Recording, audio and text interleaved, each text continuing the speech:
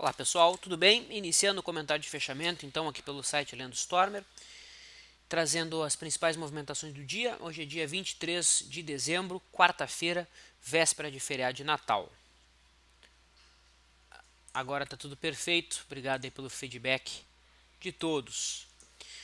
Vamos comentar os movimentos, os principais papéis e a movimentação dos índices, dólar e mercado futuro.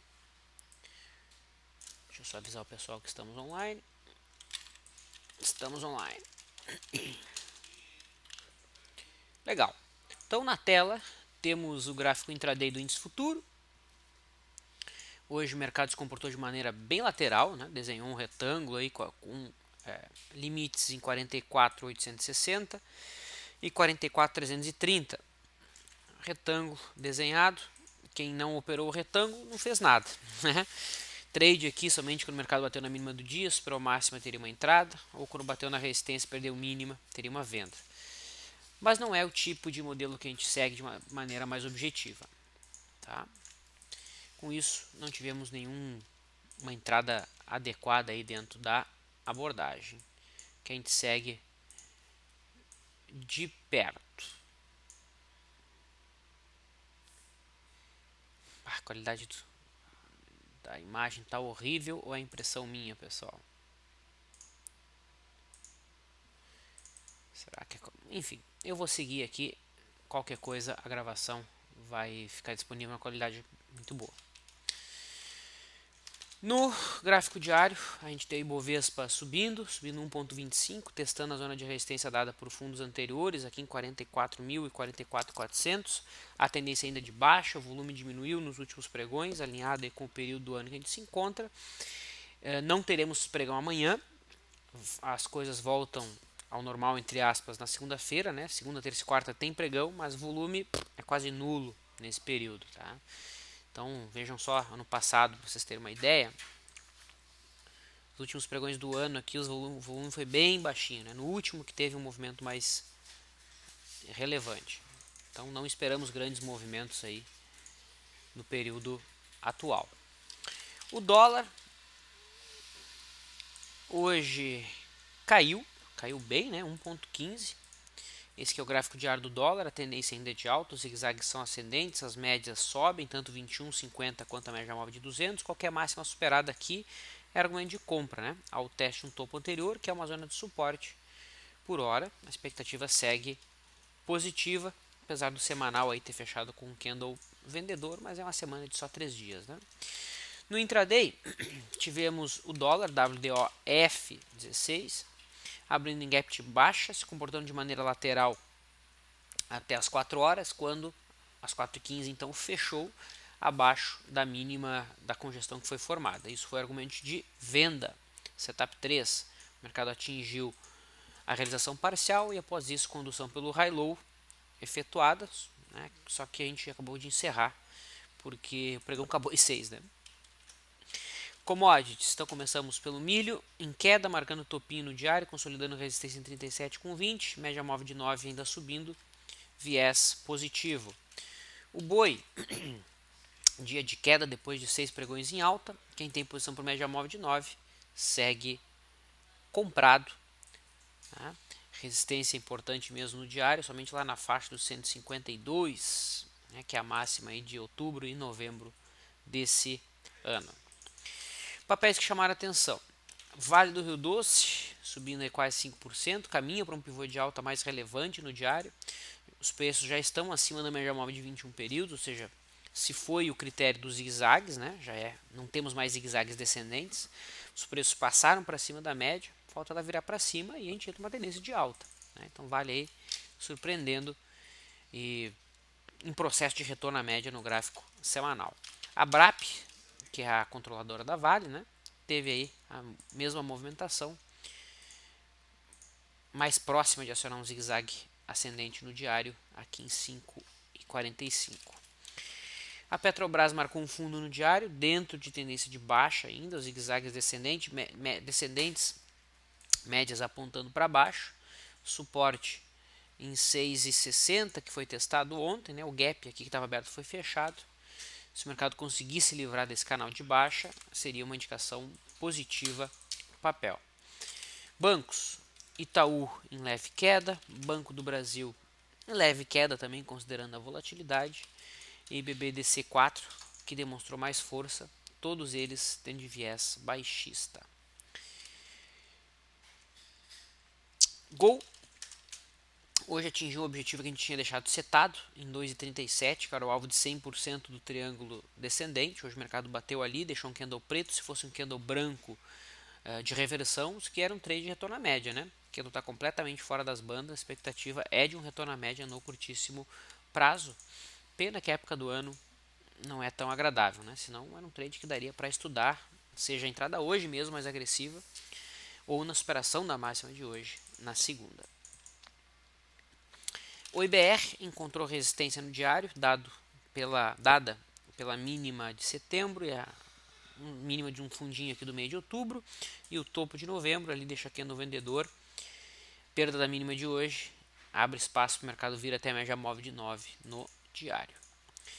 Siderurgia, CSN subindo bem, respeitando o suporte aqui em 4,25. Os Minas em alta, nada relevante, afinal de contas 2,6% de alta para uma volatilidade de 80 não significa muita coisa. E GGBR também alta, né, mas nada demais. CSMG3 subiu quase 10% no dia de hoje, né, afastou aquela hipótese de ombro-cabeça-ombro que a gente tinha desenhado, embora era um ombro-cabeça-ombro que não era assimétrico, não era perfeito para ser operado. Né? Então quem trabalhou com essa hipótese já pode isolar. Né? Candle de hoje é candle de força. E basicamente é isso. Esses foram os principais destaques. Vamos iniciar a interação, conversar um pouquinho com o pessoal que nos acompanha ao vivo. Responda aqui o Ronaldo, né? Falando justamente sobre CSMG3, tendo que faz um candle bonito no gráfico semanal. Sim, é um candle bonito no gráfico semanal, testando a média móvel de 21, superação da máxima e entrada para o ponto contínuo. O grande ponto é saber se ponto contínuo funciona na CSMG, né? Então teríamos que fazer um backtest aqui para validar isso. Né? A gente acha que funciona e não funciona, né? Só opera acreditando que tem algum tipo de resultado, mas aí lá não tem, né? Então é importante testar antes, mas é um ponto contínuo. Tá? Não sei se é o mesmo Ronaldo, mas um Ronaldo pediu uma avaliação aqui, investimentos de médio e longo prazo com análises fundamentalistas. Ronaldo, a gente poderia fazer um chat para falar de uma empresa só, e ainda assim não daria tempo. Fazer um chat de 1 hora para falar somente de uma empresa. Né? Fazer análise de fundamentos não é uma coisa tão simples, não é uma coisa nem um pouco fácil, é um pouco distante para a maior parte das pessoas. Né? Então não é tão fácil assim, não é tão simples quanto fazer alguns filtros. Né? Tem que analisar o balanço, comparar esses balanços com empresas do setor, tem que estar em contato próximo com o RI da empresa, né? A relação com os investidores, tem que dominar o que a empresa está fazendo. Né? Não é uma coisa tão simples quanto parece. Então, não é o foco desse chat fazer análise de fundamentos, porque, como eu disse, se a gente fosse fazer isso, a gente tem que despender 1 hora para falar de um ativo só. Né? Não é uma coisa fácil. Graficamente falando, o que a CSNA tem que as outras irmãs não têm? Em que sentido? Volatilidade 84%, acima da volatilidade da Usiminas. Então, talvez a resposta para a tua pergunta, Guessol, seja a seguinte: ela tem a volatilidade mais alta, por isso que ela subiu mais. Tá? A volatilidade é 84, enquanto o restante está com a volatilidade bem menor. Bem menor não, né? Menor. Mas o viés é baixista. Ela aciona uma cunha, médias apontam para baixo, todas as médias aqui estão, olha aí, acabaram de se alinhar para baixo, né? Alinharam ontem. Isso aí, alinharam ontem. Então o cenário aqui não é altista para a CSN. Tá? Pelo menos um prazo maior, pode ser no curtíssimo prazo, aqui uma alta até a média móvel de 21, mas nada que reverta a tendência. Qual seria o objetivo da Vale de Tiririca? Se ela romper o pivô. Uma forma mais fácil de Tiririca, a gente pode projetar, né? Fazer projeções de Fibo. Medimos amplitude, projetamos a partir da cabeça. 12,80, depois 14,20 e depois 16,86. Vamos traçar agora uma extensão alternada. Então eu meço o mesmo caminho, mesma amplitude, projeto ao invés da cabeça, projeto a partir do fundo. E vou ver aonde os fibos batem. Ó, a gente pode ver que os fibos que batem estão aqui, né? Em 12,80, R$13. Tá? Então aquela zona de preço que é também uma zona de fundo anterior, né? Olha aqui, isso aqui é fundo anterior. Ó. Se a gente traçar uma retração de fibra aqui, deve ser alguma retração importante. Vamos ver. É a retração de 61. Então ali nós temos que os grafistas chamam de cluster de Fibonacci, aonde a gente tem retração de 61, tá? Aonde a gente tem extensão clássica de 100% e extensão alternada de 61. Então ali seria o alvo, tá? Entre 12,80 e R$13. Braskem continua em ponto de compra, rompendo o topo anterior. Bom, Braskem está em tendência de alta, é verdade. Rompeu o topo anterior. Rompe o topo anterior hoje, né? Se eu considerar a sombra aqui, está rompendo hoje. Mas não é uma compra confortável de ser operada no diário, né? O papel já está subindo há 4 dias. A não ser que você queira fazer uma compra de prazo maior. Aí num gráfico semanal, a gente tem uma realização frustrada. Baixa, alta, baixa, com a média subindo. Tem que validar se isso faz sentido ser operado na Braskem. Então teria que fazer um backtest para ver se esse modelo faz sentido ser operado na Braskem. Tá? Mas lendo exclusivamente o movimento do preço, tendência de alta, a expectativa é de continuidade do movimento até o topo anterior em 34. Ainda tem espaço. Ok? Então é isso. Eu deixo aqui meu abraço a todos.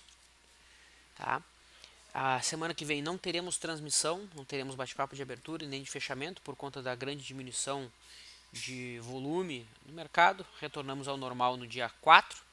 Então fica aqui o meu abraço, o meu desejo de boas festas a todos, Feliz Natal e que em 2016 possamos continuar a crescer juntos. Forte abraço, valeu!